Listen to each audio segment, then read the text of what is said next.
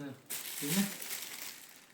Today, kami po ay nag-vacuum kilo. Kasi nag-impake na kami.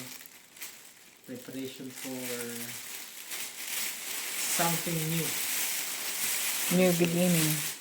Ang gamit namin ay black plastic na walang butas. Tapos nalagyan ng 3 kilo. Tapos ang gamit namin na pang vacuum ay vacuum. Ito. Vacuum namin sa sarili. Ito niya, life hacks to life hacks. Never been seen before.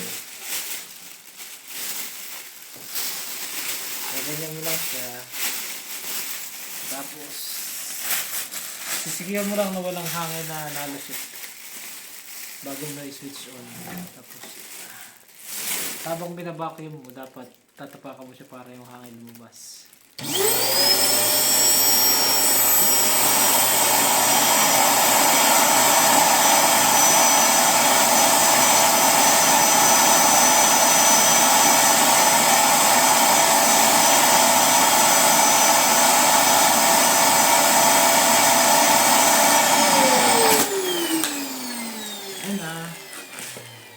Vacuum killer.